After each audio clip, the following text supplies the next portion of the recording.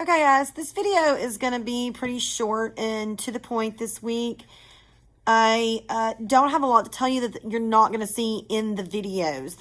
Our main focus this week is modifications and talking about how modifications are handled in the classroom and different types of modifications. You know, you have behavioral modifications, and then of course you have educational modifications.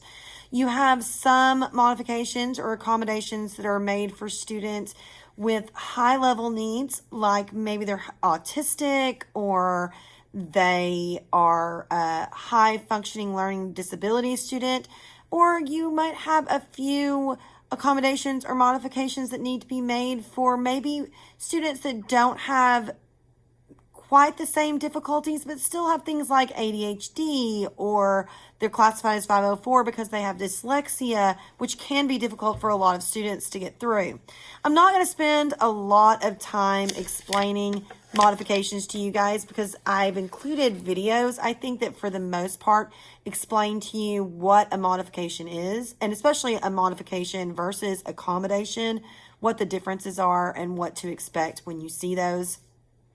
I've also included videos that incorporate the idea of behavioral modifications. That's a big issue. And then, of course, I have one video that talks about the idea of immersion versus the isolated classroom. That is a big issue in education. It has been for a long time. The idea of whether or not certain students with disabilities need to be secluded in an isolated classroom for their needs, or whether they need to be included and mainstreamed into the main classroom, oftentimes with no accommodations there for them. It depends. Some schools do. For instance, Mount Pleasant High School has co-teach, and the way it works is it is a form of inclusion. A student is put into a mainstream classroom.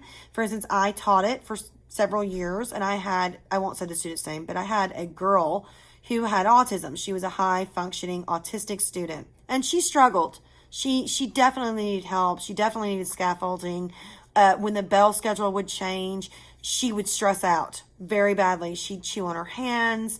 One day we found her out in the Kate building, and she had some issues with the bell schedule changing, and we found her crying. It was quite sad.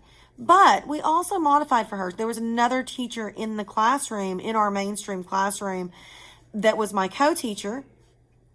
And we worked together where we taught the whole class as a whole, but she also helped the 3 or 4, because we had between, I would say 3 to 4 in each of our co-teach classes, that we had between 3 to 4 special needs students who needed the accommodations and the extra help. And she would spend a little bit of extra time, but it made it where these students weren't quite so isolated. It also made it where they weren't quite so called out.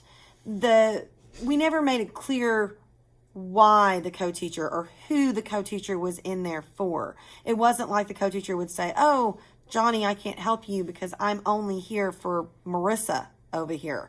We interacted equally and we taught equally. So that's another possibility that's not really included on here that you might consider when you're thinking about these things and discussing them on Blackboard. Because that's the main thing I want you to do this week.